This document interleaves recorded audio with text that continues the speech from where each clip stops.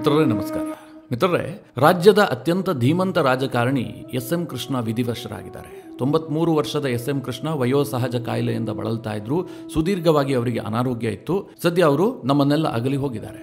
ಮಿತ್ರರೇ, ಸಾಮಾನ್ಯವಾಗಿ ಇಂತಹ ಧೀಮಂತ ವ್ಯಕ್ತಿಗಳು ತೀರ್ಕೊಂಡಂತಹ ಸಂದರ್ಭದಲ್ಲಿ ಅವರ ಜೀವನದ ಹಿನ್ನೋಟವನ್ನು ಪ್ರತಿಯೊಬ್ಬರು ಮೆಲುಕು ಹಾಕ್ತಾರೆ. ಕೆಲವರು ದೊಡ್ಡ ವ್ಯಕ್ತಿಗಳಂತೆ ಕಾಣ್ತಾ ಇರ್ತಾರೆ, ಆದರೆ ಅವರ ಜೀವನದ ಸಾಧನೆಗಳನ್ನು ಹೇಳೋದಕ್ಕೆ ಹುಡುಕಿ ಹೇಳಬೇಕಾದಂತಹ ಪರಿಸ್ಥಿತಿ ಇರುತ್ತೆ.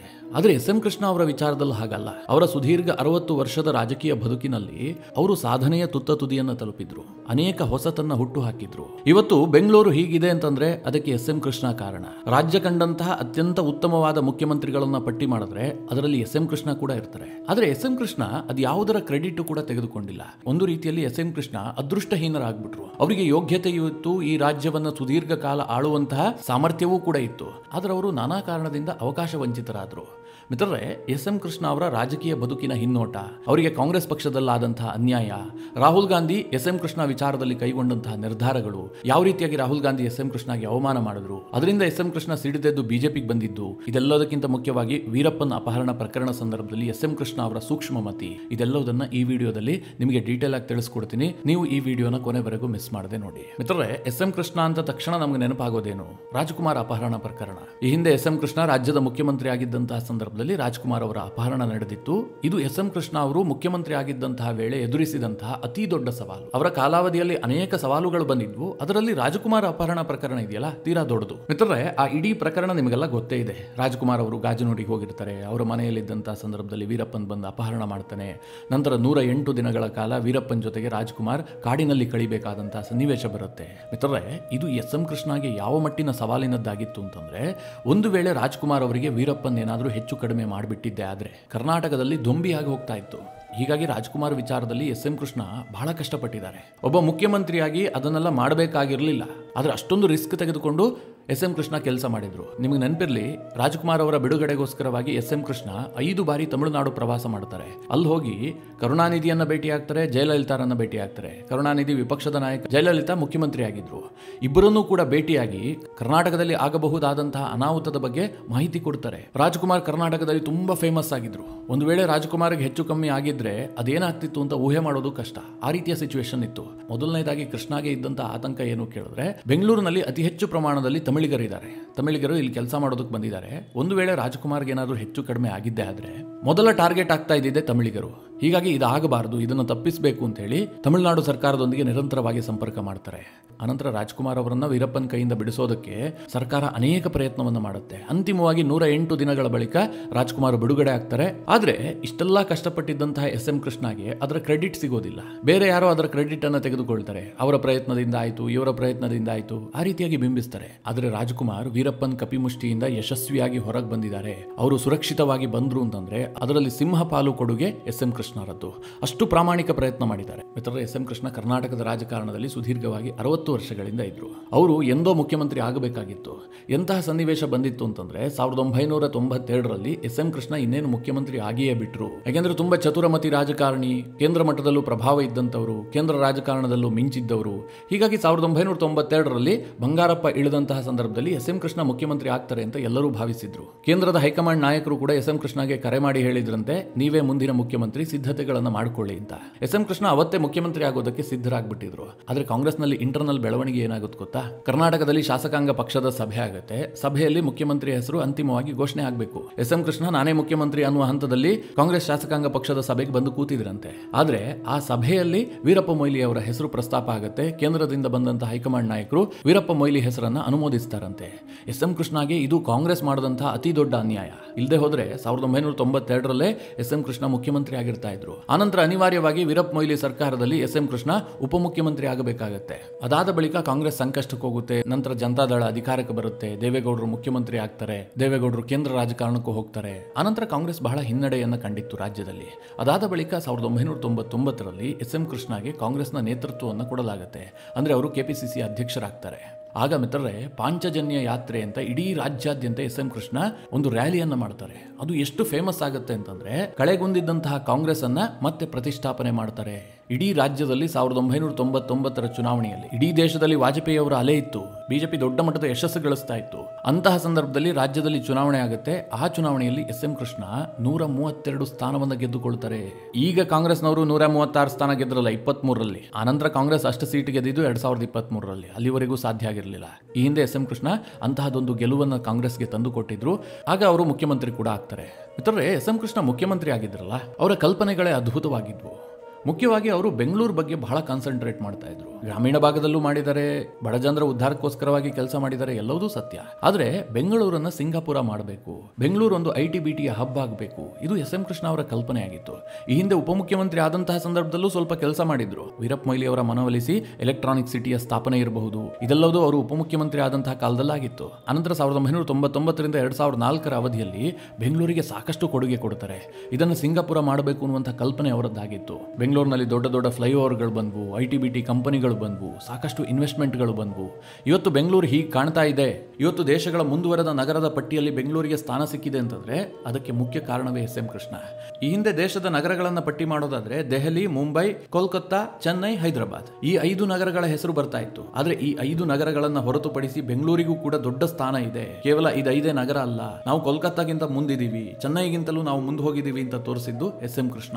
ಇವತ್ತು ಮುಂಬೈ, ದೆಹಲಿ ನಂತರ ಬೆಂಗಳೂರಿಗೆ ಸ್ಥಾನ ಇದೆ. ಅಷ್ಟರ ಮಟ್ಟಿಗೆ ಬೆಂಗಳೂರು ಬೆಳೆದು ನಿಂತಿದೆ. ಹೀಗಾಗಿ ಎಸ್ ಎಂ ಕೃಷ್ಣ ಮುಖ್ಯಮಂತ್ರಿ ಆಗಿದ್ದಂತಹ ಸಂದರ್ಭದಲ್ಲಿ ಸಿಇಒ ಮುಖ್ಯಮಂತ್ರಿ ಅಂತ ಕರೆಯಲಾಗ್ತಾ ಇತ್ತು. ಅಂದ್ರೆ ಒಂದು ದೊಡ್ಡ ಮಲ್ಟಿನ್ಯಾಷನಲ್ ಕಂಪನಿಯಲ್ಲಿ ಸಿಇಒಗಳು ಹೇಗೆ ಕೆಲಸ ಮಾಡ್ತಾರೋ ಆ ರೀತಿಯಾಗಿ ಎಸ್ ಎಂ ಕೃಷ್ಣ ಕೆಲಸ ಮಾಡ್ತಾ ಇದ್ರು. ಕರ್ನಾಟಕದ ರಾಜಕಾರಣಕ್ಕೆ ಹೊಸ ದಿಕ್ಕನ್ನು ತೋರಿಸಿದಂತಹ ರಾಜಕಾರಣಿ ಎಸ್ ಎಂ ಕೃಷ್ಣ. ಕೇವಲ ಮಿತ್ರರೇ, ನಗರ ಪ್ರದೇಶವನ್ನು ಮಾತ್ರ ಎಸ್ ಎಂ ಕೃಷ್ಣ ಕಾನ್ಸಂಟ್ರೇಟ್ ಮಾಡಿರಲಿಲ್ಲ. ಇವತ್ತು ಮಧ್ಯಾಹ್ನದ ಬಿಸಿಯೂಟ, ಮಕ್ಕಳಿಗೆ ಬಿಸಿಯೂಟ ಬರುತ್ತಲ್ಲ, ಆ ಯೋಜನೆಯನ್ನ ಜಾರಿಗೆ ತಂದಿದ್ದೆ ಎಸ್ ಎಂ ಕೃಷ್ಣ. ಇದು ತುಂಬಾ ಫೇಮಸ್ ಆಗಿದೆ. ಅವತ್ತು ಎಸ್ ಎಂ ಕೃಷ್ಣ ಜಾರಿಗೆ ತಂದಿದ್ದು ಅವರು ಮುಖ್ಯಮಂತ್ರಿ ಆಗಿದ್ದಂತಹ ಸಂದರ್ಭದಲ್ಲಿ. ಅದು ಇವತ್ತಿಗೂ ನಡೀತಾ ಇದೆ. ಅದರ ವ್ಯಾಪ್ತಿ ಜಾಸ್ತಿ ಆಗಿದೆ. ಯಾವುದೇ ಸರ್ಕಾರವೂ ಕೂಡ ಅದನ್ನ ಕೈ ಬಿಡುವಂತಹ ಪ್ರಯತ್ನ ಮಾಡಿಲ್ಲ. ಯಶಸ್ವಿನಿ ಯೋಜನೆ, ಜನರಿಗೆ ಉತ್ತಮವಾದ ಆರೋಗ್ಯ ಸೌಕರ್ಯ ಸಿಗಬೇಕು ಅಂತ ಯಶಸ್ವಿನಿ ಯೋಜನೆಯನ್ನ ಮೊದಲು ಇಂಟ್ರೊಡ್ಯೂಸ್ ಮಾಡಿದ್ದೆ ಎಸ್ ಎಂ ಕೃಷ್ಣ. ಅಂದ್ರೆ ಸಾಕಷ್ಟು ಜನಪರ ಕಾರ್ಯಕ್ರಮಗಳನ್ನು ಕೂಡ ರಾಜ್ಯದಲ್ಲಿ ಜಾರಿಗೆ ತಂದಿದ್ರು, ತುಂಬಾ ಫೇಮಸ್ ಆಗಿದ್ರು. ಆದ್ರೆ ಎಸ್ ಎಂ ಕೃಷ್ಣ ಅವರಿಗೆ ದುರಾದೃಷ್ಟವೂ ಕೂಡ ಅಷ್ಟೇ ಇತ್ತು. ನಾನು ಆಗ್ಲೇ ಹೇಳಿದೆ, ರಾಜ್ಕುಮಾರ್ ಅಪಹರಣ ಪ್ರಕರಣದಲ್ಲಿ ಎಸ್ ಎಂ ಕೃಷ್ಣ ತಾನು ಮುಖ್ಯಮಂತ್ರಿ ಆಗಿದ್ದಂತಹ ವೇಳೆ ಅತ್ಯಂತ ಹೆಚ್ಚು ಒತ್ತಡವನ್ನು ಎದುರಿಸಿದ್ರು. ಎರಡನೇದಾಗಿ ಎಸ್ ಎಂ ಕೃಷ್ಣ ಅವರು ತಾನು ಮುಖ್ಯಮಂತ್ರಿ ಆಗಿದ್ದಂತಹ ವೇಳೆ ದೊಡ್ಡ ಸಮಸ್ಯೆ ಎದುರಿಸಿದ್ದು ಕಾವೇರಿ ವಿವಾದ.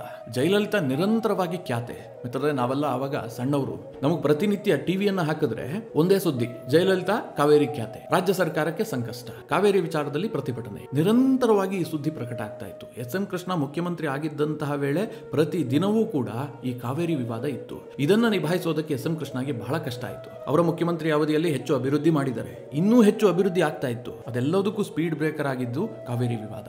ಜಯಲಲಿತಾ ಸಿಕ್ಕಾಪಟ್ಟೆ ಕಿರಿಕ್ ತೆಗೆದಿದ್ರು. ಅನಂತರ ಮಿತ್ರರೇ, ಅವರು ಮುಖ್ಯಮಂತ್ರಿ ಆಗಿದ್ದಂತಹ ವೇಳೆ 3 ವರ್ಷಗಳ ಕಾಲ ನಿರಂತರವಾಗಿ ಬರಗಾಲ ಬಂತು. ಈ ಬರಗಾಲ ಇದೆಯಲ್ಲ, ರಾಜ್ಯದಲ್ಲಿ ಎಸ್ ಎಂ ಕೃಷ್ಣ ಅವರನ್ನ ಅಧಿಕಾರದಿಂದ ಇಳಿಸ್ತು, ಕೇಂದ್ರದಲ್ಲಿ ವಾಜಪೇಯಿ ಅವರನ್ನು ಕೂಡ ಅಧಿಕಾರದಿಂದ ಇಳಿಸ್ತು. ಇಡೀ ದೇಶದಲ್ಲಿ ಬರಗಾಲ ಇತ್ತು. ಆ ಬರಗಾಲದ ಸಿಟ್ಟನ್ನ ಯಾರ ಮೇಲಾದ್ರೂ ತೀರಿಸ್ಕೊಳ್ಬೇಕಾಗಿತ್ತಲ್ಲ, ಅದನ್ನ ವಾಜಪೇಯಿ ಮೇಲೆ ಕೇಂದ್ರದಲ್ಲಿ ತೋರಿಸಿದ್ರು, ರಾಜ್ಯದಲ್ಲಿ ಎಸ್ ಎಂ ಕೃಷ್ಣ ಅವರ ವಿರುದ್ಧ ತೋರಿಸಿದ್ರು. ಹೀಗಾಗಿ 2004ರ ಚುನಾವಣೆಯಲ್ಲಿ ಎಸ್ ಎಂ ಕೃಷ್ಣ ಕೂಡ ಸೋತೋದ್ರು, ವಾಜಪೇಯಿ ಕೂಡ ದೇಶದಲ್ಲಿ ಸೋತೋದ್ರು. ಮಿತ್ರರೇ, 2004ರ ಕರ್ನಾಟಕ ವಿಧಾನಸಭಾ ಚುನಾವಣೆಯಲ್ಲಿ ಕಾಂಗ್ರೆಸ್ ಕೇವಲ 65 ಸೀಟನ್ನು ಗಳಿಸುತ್ತೆ. ಬಿಜೆಪಿ 79 ಸೀಟನ್ನು ಗಳಿಸಿ ಸಿಂಗಲ್ ಲಾರ್ಜೆಸ್ಟ್ ಪಾರ್ಟಿ ಆಗಿರುತ್ತೆ. ಆದರೆ ಸರ್ಕಾರ ರಚನೆಗೆ ಬಿಜೆಪಿಗೆ ಸಾಧ್ಯ ಆಗಿರೋದಿಲ್ಲ. ಜೆಡಿಎಸ್ ಕಾಂಗ್ರೆಸ್ ಮೈತ್ರಿಕೂಟ ರಚನೆ ಆಗುತ್ತೆ.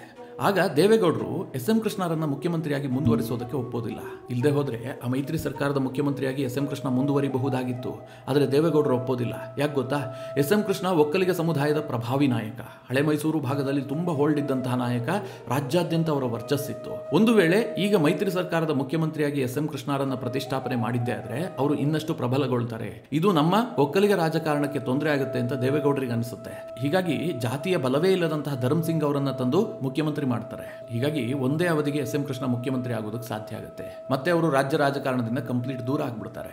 ಅನಂತರ ಅವರು ಮಹಾರಾಷ್ಟ್ರದ ರಾಜ್ಯಪಾಲರಾಗ್ತಾರೆ. 2004ರಿಂದ 2008ರವರೆಗೆ ಮಹಾರಾಷ್ಟ್ರದ ರಾಜ್ಯಪಾಲರಾಗಿ ಸೇವೆ ಸಲ್ಲಿಸ್ತಾರೆ. ಅನಂತರ 2009ರಲ್ಲಿ ಕೇಂದ್ರ ರಾಜಕಾರಣಕ್ಕೆ ಹೋಗ್ತಾರೆ. ಕೇಂದ್ರದಲ್ಲಿ ವಿದೇಶಾಂಗ ಮಂತ್ರಿ ಆಗ್ತಾರೆ. ದೇವೇಗೌಡರು ಪ್ರಧಾನಿಯಾದ ನಂತರ ಕರ್ನಾಟಕಕ್ಕೆ ಒಂದು ದೊಡ್ಡ ಹುದ್ದೆ ಸಿಕ್ಕಿದೆ ಅಂತಂದ್ರೆ ಅದು ಎಸ್ ಎಂ ಕೃಷ್ಣಗೆ, ವಿದೇಶಾಂಗ ಮಂತ್ರಿ. ಇವತ್ತು ಕೇಂದ್ರದ ರಾಜಕಾರಣದಲ್ಲಿ ಕಿಚನ್ ಕ್ಯಾಬಿನೆಟ್ ಅಂತ ಕರಿತೀವಿ. ಪ್ರಧಾನಿಗಳು ನಂಬರ್ 1 ಪ್ಲೇಸ್ ನಲ್ಲಿ ಇರ್ತಾರೆ. ಎರಡನೇದಾಗಿ ಗೃಹ ಮಂತ್ರಿ ಇರ್ತಾರೆ, ರಕ್ಷಣಾ ಸಚಿವರು ಇರ್ತಾರೆ, ಅದಾದ ನಂತರ ವಿದೇಶಾಂಗ ಸಚಿವರು ಇರ್ತಾರೆ, ಹಣಕಾಸು ಮಂತ್ರಿ ಇರ್ತಾರೆ. ಇವರೆಲ್ಲರನ್ನು ಒಳಗೊಂಡಂತಹ ಒಂದು ಟೀಮ್ಗೆ ಕಿಚನ್ ಕ್ಯಾಬಿನೆಟ್ ಅಂತ ಕರೀತಾರೆ. ಇದು ತುಂಬಾ ಪ್ರಭಾವಿ ಹುದ್ದೆ. ಎಸ್ ಎಂ ಕೃಷ್ಣಗೆ ಅಂತಹ ಹುದ್ದೆ 2009ರಿಂದ 2012ರವರೆಗೆ ಸಿಕ್ಕಿರುತ್ತೆ. ಆದ್ರೆ ನಂತರ ಕೇಂದ್ರ ಕಾಂಗ್ರೆಸ್ನಲ್ಲಿ ಸ್ವಲ್ಪ ಬದಲಾವಣೆ ಆಗುತ್ತೆ. ರಾಹುಲ್ ಗಾಂಧಿಯನ್ನ ಮುಂದೆ ತರೋದಕ್ಕೆ ಸೋನಿಯಾ ಗಾಂಧಿ ನಿರ್ಧಾರ ಮಾಡ್ತಾರೆ. ರಾಹುಲ್ ಗಾಂಧಿಗೆ ಉಪಾಧ್ಯಕ್ಷ ಪಟ್ಟವನ್ನ ಕಟ್ಟಲಾಗುತ್ತೆ. ಯಾವಾಗ ಕಾಂಗ್ರೆಸ್ನಲ್ಲಿ ರಾಹುಲ್ ಗಾಂಧಿ ಪ್ರವರ್ಧಮಾನಕ್ಕೆ ಬರ್ತಾರೋ ಎಸ್ ಎಂ ಕೃಷ್ಣಗೆ ಒಂದು ರೀತಿಯಲ್ಲಿ ಅವಮಾನಕರ ಘಟನೆಗಳು ಕಾಂಗ್ರೆಸ್ ಪಕ್ಷದಲ್ಲಿ ನಡೆಯೋದಕ್ಕೆ ಶುರುವಾಗುತ್ತೆ. ಈ ಹಿಂದೆ ಸೋನಿಯಾ ಗಾಂಧಿ ಅವರು ಎಸ್ ಎಂ ಕೃಷ್ಣಗೆ ಸಾಕಷ್ಟು ಮಾನ್ಯತೆಯನ್ನು ಕೊಟ್ಟಿದ್ರು. ಎಸ್ ಎಂ ಕೃಷ್ಣ ಅಂತಂದ್ರೆ ತುಂಬಾ ಬುದ್ಧಿವಂತರು, ಕರ್ನಾಟಕದ ರಾಜಕಾರಣಕ್ಕೆ ದೊಡ್ಡ ಹೆಸರು. ಹೀಗಾಗಿ ಎಸ್ ಎಂ ಕೃಷ್ಣಗೆ ಯಾವಾಗಲೂ ಕೂಡ ಸೋನಿಯಾ ಗಾಂಧಿ ಸಾಕಷ್ಟು ಮರ್ಯಾದೆ ಕೊಡ್ತಾ ಇದ್ರು. ಆದ್ರೆ ರಾಹುಲ್ ಗಾಂಧಿ ಬಂದ ಬಳಿಕ ಅವರದೇ ಒಂದು ಬೆಟಾಲಿಯನ್ ಅನ್ನು ಕರೆದುಕೊಂಡು ಬರ್ತಾರೆ. ಅವರು ಹೇಳಿದ ಮಾತನ್ನೇ ರಾಹುಲ್ ಗಾಂಧಿ ಕೇಳ್ತಾರೆ. ಸೀನಿಯರ್ ಲೀಡರ್ ಗಳನ್ನ ಸ್ವಲ್ಪ ಸೈಡ್ ಲೈನ್ ಮಾಡ್ತಾರೆ. ಸ್ವಲ್ಪ ಅಲ್ಲ, ಜಾಸ್ತಿನೇ ಸೈಡ್ ಲೈನ್ ಮಾಡ್ತಾರೆ. ಎಸ್ ಎಂ ಕೃಷ್ಣಗೆ ಒಂದೆರಡು ಬಾರಿ ತೀರಾ ಅವಮಾನಕರ ಘಟನೆಗಳು ನಡೆಯುತ್ತೆ. ಮೊದಲನೇದಾಗಿ ಅವರನ್ನ ವಿದೇಶಾಂಗ ಇಲಾಖೆಯಿಂದ ಹೇಳ್ದೆ ಕೇಳದೆ ತಗ್ಗಾಕ್ಬಿಡ್ತಾರೆ. ಇದು ಎಸ್ ಎಂ ಕೃಷ್ಣಗೆ ಭಾರಿ ಬೇಸರವನ್ನ ತರಿಸುತ್ತೆ. ಎಸ್ ಎಂ ಕೃಷ್ಣ ಏನು ಕೇಂದ್ರ ರಾಜಕಾರಣಕ್ಕೆ ಬರ್ತೀನಿ ಅಂತ ಕೇಳ್ಕೊಂಡಂತವರಲ್ಲ. ಅವರನ್ನ ಗುರುತಿಸಿ ಸೋನಿಯಾ ಗಾಂಧಿ ಆ ಹುದ್ದೆಯನ್ನ ಕೊಟ್ಟಿದ್ರು. ಅನಂತರ ಇಳಿಸುವಂತಹ ಸಂದರ್ಭದಲ್ಲಿ ಗೌರವಯುತವಾಗಿ ಅವರನ್ನ ಕಳಿಸ್ಕೊಡಬಹುದಿತ್ತು. ಆದ್ರೆ ಅದನ್ನು ಕೂಡ ಕಾಂಗ್ರೆಸ್ ಮಾಡಿಲ್ಲ.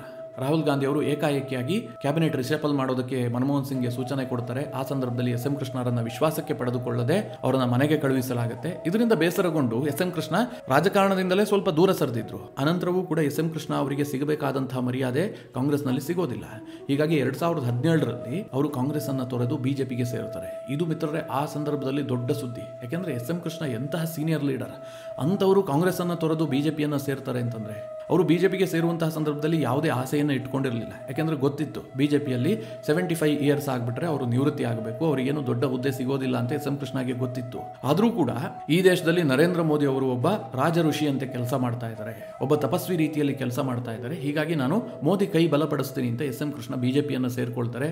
ಬಿಜೆಪಿಯಲ್ಲಿ ಸ್ವಲ್ಪ ಆಕ್ಟಿವ್ ಆಗಿರ್ತಾರೆ, ಪ್ರಚಾರಗಳಲ್ಲೂ ಕೂಡ ಭಾಗಿಯಾಗ್ತಾರೆ. ಕಳೆದ ವರ್ಷ ಅವರು ರಾಜಕೀಯವಾಗಿ ನಿವೃತ್ತಿ ಆಗ್ತಾರೆ. ಸಾಕು ಇಷ್ಟು ರಾಜಕಾರಣ ಅಂತ. ಹೀಗೆ ಎಸ್ ಎಂ ಕೃಷ್ಣ ರಾಜ್ಯ ರಾಜಕಾರಣದಲ್ಲಿ ಒಬ್ಬ ಧೀಮಂತ ವ್ಯಕ್ತಿ, ರಾಜ್ಯಕ್ಕೋಸ್ಕರವಾಗಿ ಸಾಕಷ್ಟು ಸೇವೆ ಸಲ್ಲಿಸಿದ್ದಾರೆ. ಇವತ್ತಿನ ಕರ್ನಾಟಕದ ಪರಿಸ್ಥಿತಿಯನ್ನು ನೋಡಿದ್ರೆ ಎಸ್ ಎಂ ಕೃಷ್ಣರಂತಹ ಒಬ್ಬ ರಾಜಕಾರಣಿ ಯಾವುದೇ ಪಕ್ಷದಲ್ಲಾದ್ರೂ ಆಗಿರಲಿ ಬೇಕಾಗಿತ್ತು. ಅದು ಕಾಂಗ್ರೆಸ್ ಬೇಕಾದ್ರಾಗಿರ್ಲಿ, ಜೆಡಿಎಸ್ ಬೇಕಾದ್ರಾಗಿರ್ಲಿ, ಬಿಜೆಪಿ ಬೇಕಾದ್ರಾಗಿರ್ಲಿ. ಎಸ್ ಎಂ ಕೃಷ್ಣರಂತಹ ಒಬ್ಬ ದೂರದೃಷ್ಟಿ ಇದ್ದಂತಹ, ಅತ್ಯಂತ ಬುದ್ಧಿವಂತಿಕೆ ಇರುವಂತಹ ಒಬ್ಬ ರಾಜಕಾರಣಿ ಅವಶ್ಯಕತೆ ಕರ್ನಾಟಕಕ್ಕಿತ್ತು. ಆ ಕೊರತೆ ನಿಜವಾಗ್ಲೂ ಕೂಡ ಕರ್ನಾಟಕ ಈಗ ಎದುರಿಸ್ತಾ ಇದೆ. ನನಗನ್ಸುತ್ತೆ ಎಸ್ ಎಂ ಕೃಷ್ಣರನ್ನ ಕರ್ನಾಟಕ ಸರಿಯಾಗಿ ಬಳಸ್ಕೊಂಡಿಲ್ಲ. ಕರ್ನಾಟಕಕ್ಕೆ ಅವರ ಸೇವೆ ಇನ್ನೂ ಅಷ್ಟು ಸಿಗಬೇಕಾಗಿತ್ತು. ಅವರಿಗೆ ಆ ಸಾಮರ್ಥ್ಯ ಇತ್ತು. ಆದರೆ ರಾಜ್ಯದ ನಾನಾ ಪರಿಸ್ಥಿತಿಯ ಕಾರಣದಿಂದಾಗಿ ಅವರಿಗೆ ಆ ಅವಕಾಶ ವಂಚನೆ ಆಯಿತು. ಮಿತ್ರರೇ, ನಿಮಗೆ ಅನಿಸುತ್ತೆ ಎಸ್ ಎಂ ಕೃಷ್ಣ ಅವರ ರಾಜಕೀಯ ಬದುಕಿನ ಬಗ್ಗೆ ನಿಮ್ಮ ಅನಿಸಿಕೆ ಅಭಿಪ್ರಾಯವನ್ನು ಕಮೆಂಟ್ ಮಾಡುವ ಮೂಲಕ ನಮಗೆ ತಿಳಿಸಿ. ಹಾಗೆ ನಿಮಗೆ ಈ ವಿಡಿಯೋ ಇಷ್ಟವಾದರೆ ಲೈಕ್ ಮಾಡಿ. ಜೊತೆಗೆ ನೀವಿನ್ನೂ ನಿಮ್ಮ ನೆಚ್ಚಿನ ಸಂಸ್ಕಾರ ಸೌರಭ ಯೂಟ್ಯೂಬ್ ಚಾನಲ್ನ ಸಬ್ಸ್ಕ್ರೈಬ್ ಮಾಡಿಲ್ಲ ಅಂತಾದರೆ ಈ ಕೂಡಲೇ ಸಬ್ಸ್ಕ್ರೈಬ್ ಮಾಡಿ. ಮುಂದಿನ ಎಲ್ಲ ಅಪ್ಡೇಟ್ಗಳ ನೋಟಿಫಿಕೇಶನ್ಗಾಗಿ ಬೆಲ್ ಐಕಾನ್ ಒತ್ತಿ.